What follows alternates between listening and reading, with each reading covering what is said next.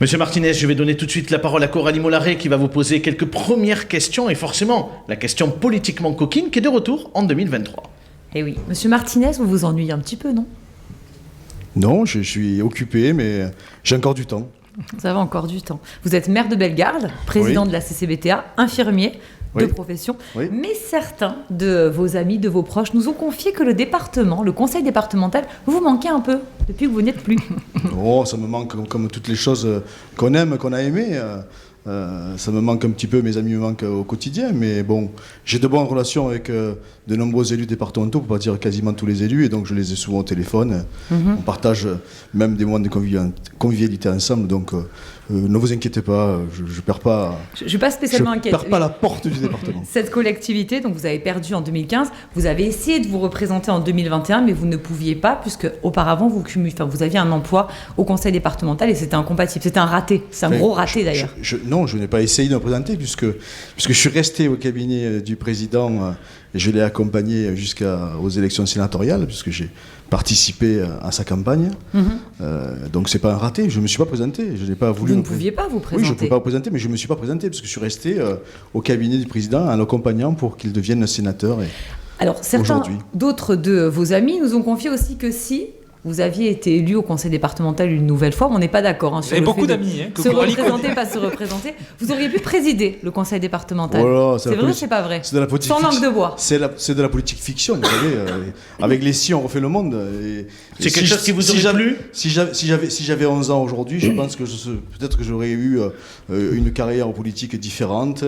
Mais comme dit Abdel, est-ce que c'est quelque chose qui vous aurait plu de présider cette collectivité? Non, mais moi je suis un passionné de la vie publique. Donc dans toutes les fonctions que j'ai eues et que m'ont apporté mes concitoyens, j'ai fait du mieux que j'ai pu. Et puis ensuite, vous savez, on n'est pas président parce qu'on veut être président, on est président parce qu'on est élu et désigné par ses pairs. Et donc là aussi, c'est des circonstances qui font que, écoutez, ça ne s'est pas posé. La question ne s'est pas posée pour moi en tout cas. Il y a un match probablement qui va s'ouvrir en 2028 entre Rémi Nicolas, le maire de Marguerite, qui a très envie d'être président du département du Gard, et vous. Est-ce qu'on peut imaginer effectivement que vous arriviez à vous mettre d'accord ou est-ce qu'il y aura un match entre tous les deux? Non, il n'y aura pas de match. En tout cas, moi, aujourd'hui, je ne suis pas inscrit sur aucune feuille de match. Je suis ni membre de l'équipe de Nîmes Olympique, ni de l'équipe de Bellegarde. Pour Nîmes Olympique, c'est tout à l'heure. Et ni de l'équipe du Gard pour l'instant. Vous savez, 2028, c'est loin.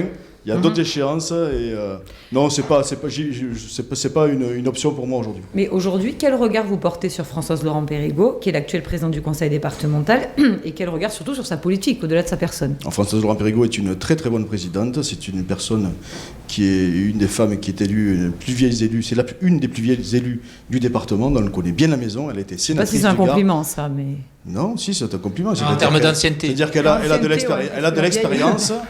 l'expérience, elle est compétente, elle a été sénatrice. Et quels sont les projets qu'elle porte qui vous permet de dire ça, du coup? Qu'est-ce qui vous plaît dans sa politique? Je pense qu'elle porte... Vous l'avez reçue d'ailleurs il n'y a pas longtemps sur votre territoire. Bien sûr, elle porte tous les schémas aujourd'hui. Et je trouve qu'elle fait c'est une belle démarche d'aller le plus près des territoires, d'aller rencontrer l'ensemble des cantons, l'ensemble des élus des cantons, des maires, des présidents de communautés de communes ou d'agglomérations. C'est ce qui avait manqué un peu à Denis Boide, l'ancien président? Non, c'était différent. Il y allait, mais de façon différente. Là, elle a organisé ce tour du département. Elle porte aujourd'hui des schémas, notamment une des pas importantes de la politique départementale, c'est l'action sociale, tout ce qui est le volet social et le volet de solidarité. Elle le porte, elle refait des schémas. Et je trouve qu'elle est fortement impliquée dans la vie quotidienne des gens. Moi, écoutez, c'est une amie, Françoise. Pour moi, c'est une très bonne présidente en tout cas. Coralie, je vous redonne la parole dans quelques instants. On va parler bien évidemment de Bellegarde, on va parler du territoire de Beaucaire que vous présidez. Mais d'abord, on va donner la parole à nos sociétaires. On va démarrer avec Fatima. Oui, donc vous avez été adhérent au Parti socialiste. Dès 2017, vous avez épousé les thèses de la République en marche. Vous avez été suppléante de Françoise Dumas aux dernières législatives. Et aujourd'hui, plus que jamais, on a besoin de repères. Et on a appris dernièrement que vous avez signé le manifeste de Bernard Cazeneuve. Et quels sont vos désaccords politiques avec le gouvernement actuel qui vous ont poussé à délaisser du coup ce gouvernement? Alors, Madame Eladi, je pense qu'il y a des erreurs dans mon description, parce qu'en 2017, d'abord je ne suis adhérent aujourd'hui d'aucun parti politique et d'aucun mouvement.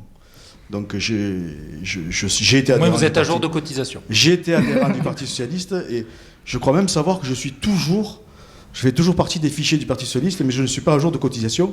Je crois qu'en département, il y a beaucoup d'élus qui sont dans mon cas.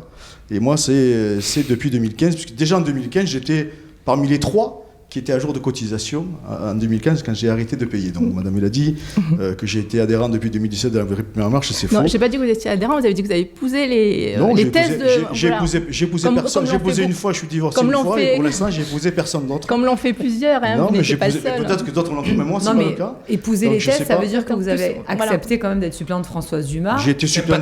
Non, j'étais député de la République En Marche. Alors, je suis désolé, mais là aussi vous vous trompez. J'ai été suppléant de Françoise Dumas dans le mandat de François Hollande.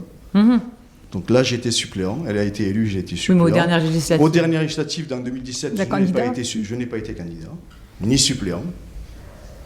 Puisque je crois que c'était M. Lionel Despétry, je crois, si je me souviens bien, qui était son suppléant. Et en 2022, pourquoi vous avez fait le choix ? En 2022, les conditions, pour moi, étaient sûres que dans ma circonscription, la meilleure candidate, c'était Françoise Dumas. C'était évident, avec tout ce qu'elle avait fait pour la Circo, tout ce qu'elle avait fait pour Nîmes, notamment pour l'hôpital, entre autres, et pour le service des armées de notre belle ville de Nîmes. C'était un choix sur la personne et sur son bilan. Je pense que c'était d'abord une amitié forte, et ensuite, aujourd'hui, l'appareil politique qui s'est présenté à moi, si vous vous rappelez bien, vous pensiez que j'allais être candidat. Hein, il y a même... vous l'avez laissé entendre, vous n'avez pas démenti. J'ai attendu des signes qui ne sont pas venus de ma famille politique. Moi, j'étais incarté nulle part. Et je voulais souhaiter, si Françoise Dumas, je l'avais dit, si Françoise Dumas était candidate, je la soutenais.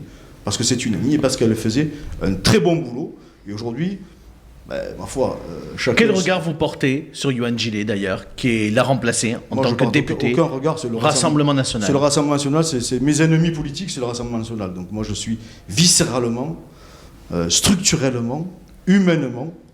Vous n'avez aucun lien avec tout mon passé, toute mon histoire et tout ce que je suis, je ne peux pas adhérer aux thèses du Rassemblement National. Jamais. Et je me battrai même, s'il le faut, s'il y avait des Est-ce que vous l'utilisez, ce député ? Est-ce que vous discutez ? Est-ce qu'il vient vous voir pour porter certains dossiers à Paris ? Il est venu se présenter. Vous croyez que j'ai besoin d'un député RN qui est dans l'opposition aujourd'hui du gouvernement pour me faire entendre du gouvernement ou des collectivités en tout cas, ce qui est sûr, sur le département et la région? En tout cas, ce qui est sûr, c'est qu'en 2020, vous avez déjoué les pronostics parce que le Rassemblement National était persuadé de vous faire sortir de la mairie de Bellegarde et finalement, vous avez réussi le pari sur une terre aujourd'hui d'extrême droite à conserver comme un rempart la commune de Bellegarde. Vous savez, je crois que dans les élections municipales, moi je suis élu depuis 2008. Depuis 2008, vous regarderez les scrutins présidentiels et les scrutins régionaux et vous regardez que... C'est quoi la recette pour faire déjouer ? Aujourd'hui, c'est la droite ou l'extrême droite, mais la droite dans mon territoire a disparu.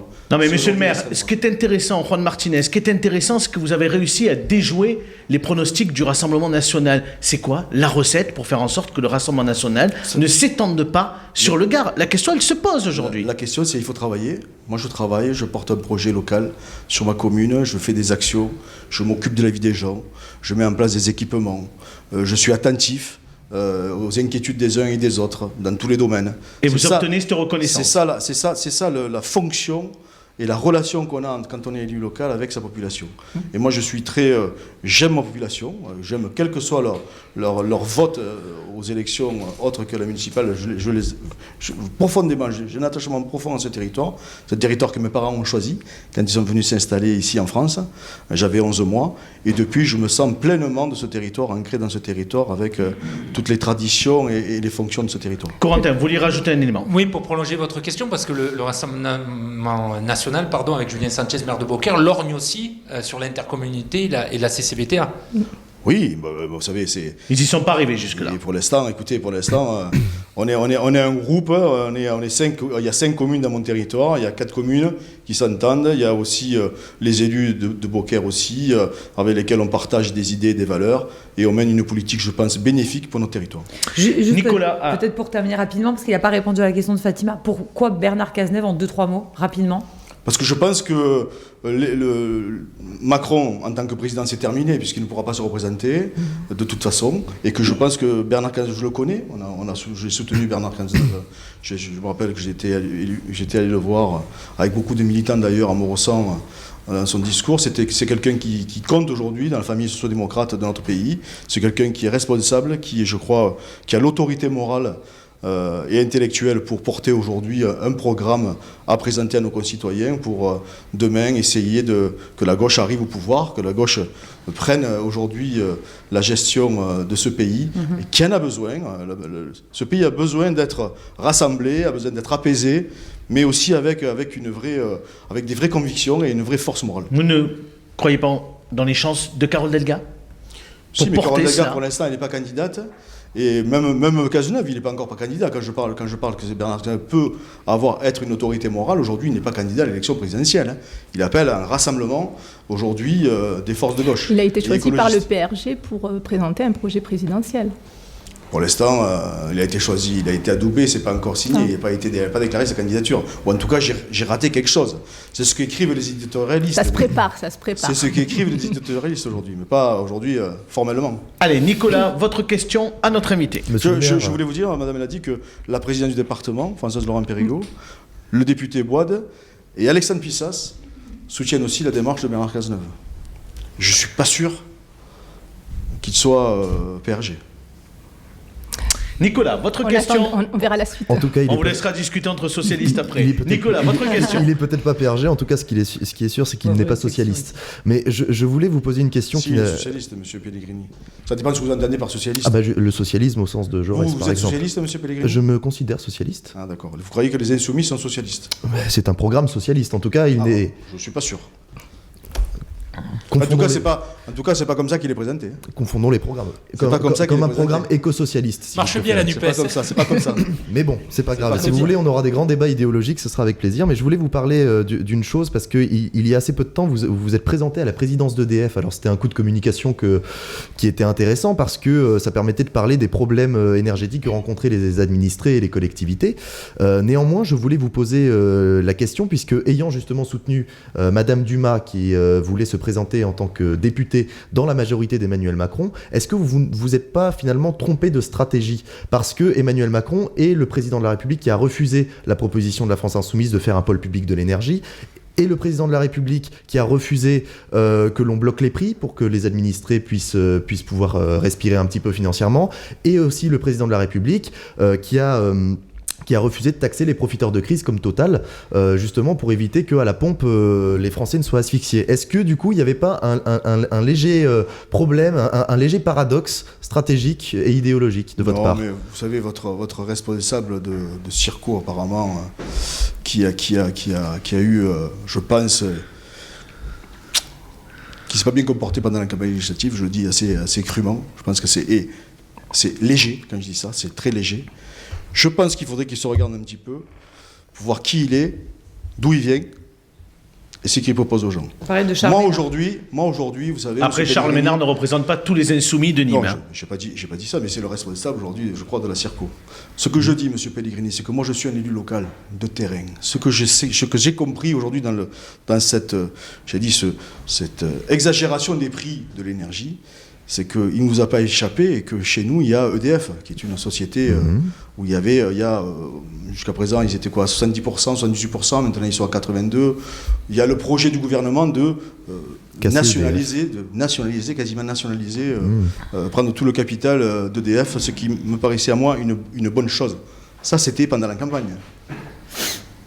Je crois vraiment que l'organisation inflationniste du prix de l'énergie, notamment gérée par EDF, était programmée. Je crois, c'est mon fort intérieur. C'est-à-dire, c'est pas du complotisme quand je dis ça, mais quand on arrête la moitié de son outil de production, quand on est une entreprise, qu'on arrête la moitié de son outil de protection, et qu'on ne peut plus fournir de l'énergie, à un moment donné, il faut se poser la question.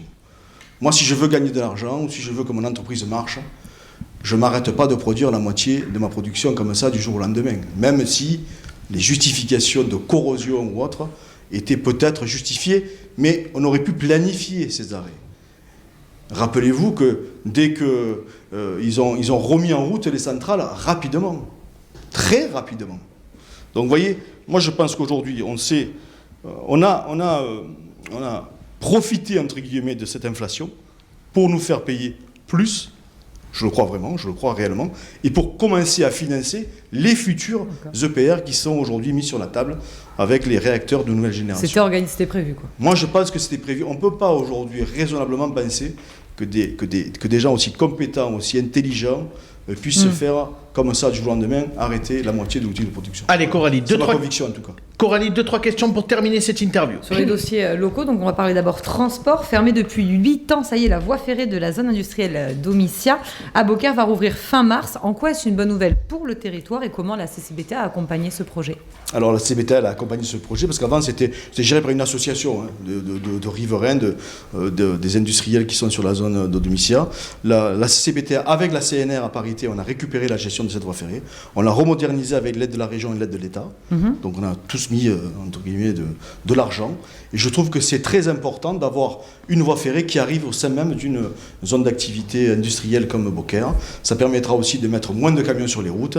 Ça permettra notamment à la société Arteris qui loue des silos et des hangars aujourd'hui à la compagnie nationale du Rhône qui est dans la zone, déjà elle va commencer déjà à exporter son grain, son blé et autres. Elle peut en mettre plus parce qu'on a lu l'excellent papier de Stéphanie Marin, du coup elle peut en mettre plus que sur les camions et ça l'intéresse. Oui, mais en même temps on ne mettra pas de camions sur les routes, donc c'est plutôt bien. On parle aujourd'hui d'économie, on parle aujourd'hui de la planète, écoutez, c'est pas la panacée, mais c'est comme ça, c'est des débuts comme ça. On avait cette ressource et on l'a utilisée et c'est bien. Et je remercie tous les partenaires d'ailleurs. Un mot peut-être sur la Via Rhône Abdel, parce que je ne sais pas si vous aimez le vélo, si vous allez des fois vous balader. Il commence à faire bon. On va y aller avec Corentin, on a prévu. Exactement. Donc, sur un tandem.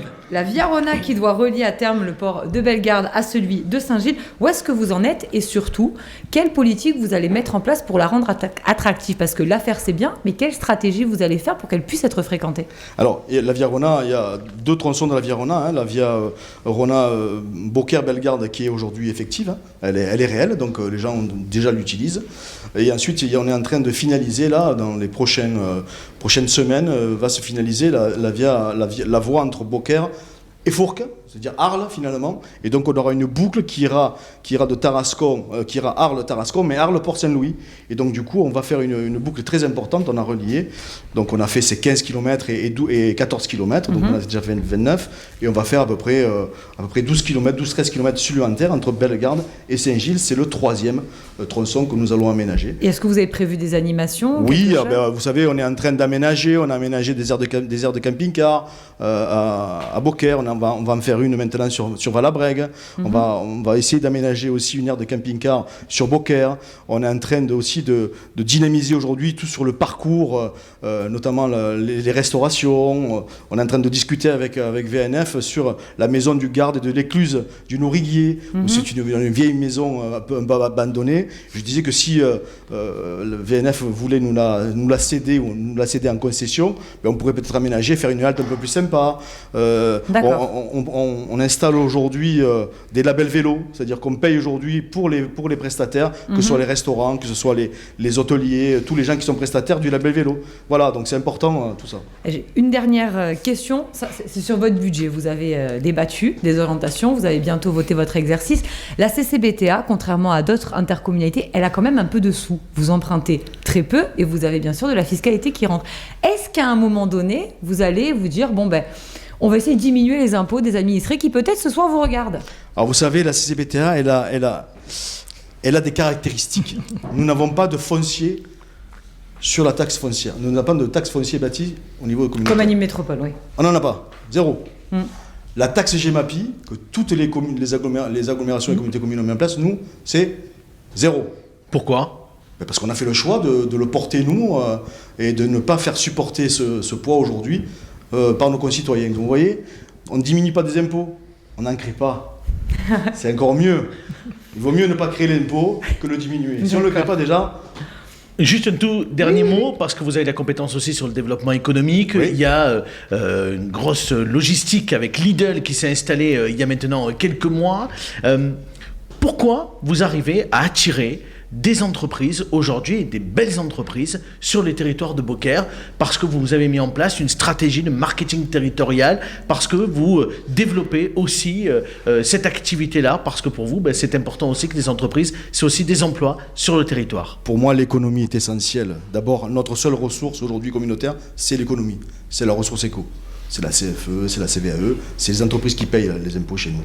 Mis à part la TOM, mais la TOM c'est un service. Et nous avons équipé des zones d'activité, nous allons continuer encore, nous avons des projets encore sur Beaucaire, sur Bellegarde et sur Jonquière-Saint-Vincent, sur Beaucaire, mais Beaucaire ce sera plus long. Et nous avons essayé de trouver des porteurs de projets, essayer notamment des équipes des grosses sociétés parisiennes qui viennent et qui font les équipements pour les grosses entreprises, donc Lidl.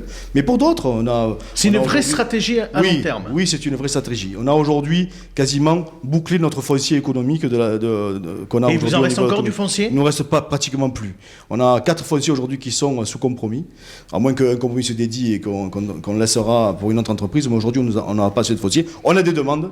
On n'a pas assez de foncier, donc c'est pour ça qu'on a une volonté d'en refaire aujourd'hui sur Bellegarde notamment. Allez, Coralie, c'est très juste très une vite. remarque en fait, quand on parle de développement économique et finalement aussi politique, c'est pareil, c'est qu'aujourd'hui vous avez quand même la chance d'avoir, c'est aussi de la gestion, mais de l'argent qui permet d'équiper des zones. Et cet argent aussi, ça vous sert à faire des projets, notamment alors les contrats locaux que vous avez. D'aménagement. Voilà, que vous faites avec les communes. Et tout à l'heure, Abdel, vous parliez aussi du Rassemblement national, mais Julien Sanchez aussi aujourd'hui, le maire de Beaucaire RN, profite de ça. Les maires aux alentours aussi en profitent. Donc effectivement, quand il y a de l'argent, ça apaise et ça permet de créer Et moins de c'est conflits. réinjecté dans l'économie, en tout cas c'est la stratégie Mais que c'est vous avez normal. adoptée. Moi, mon territoire, c'est pas, je regarde pas si Beaucaire vote X ou vote Y. Pour moi, il faut aménager le territoire. Oui, mais s'il y avait Je moins suis d'argent, ça président aurait du été plus territoire. compliqué, il y aurait eu des choix qui... Oui, mais on a eu de l'argent parce qu'on a Choisir, c'est fait des renoncer. choix d'aménagement. Quand on fait des choix d'aménagement, on met même des aides à l'immobilier entreprise comme jamais aucune communauté de communes n'en fait. C'est-à-dire qu'on aide aujourd'hui une entreprise. On a fait apporter encore 130 000 € à une entreprise qui s'appelle BC Pommes de Terre, qui installe des pommes de terre, qui va travailler aussi sur la zone. Vous voyez, quand on met une entreprise, on récupère de l'argent. 1 euro investi, c'est 40 euros récupérés. Ça nous rappelle quelqu'un. Hein. Merci beaucoup, Juan Martinez, d'avoir répondu à nos questions.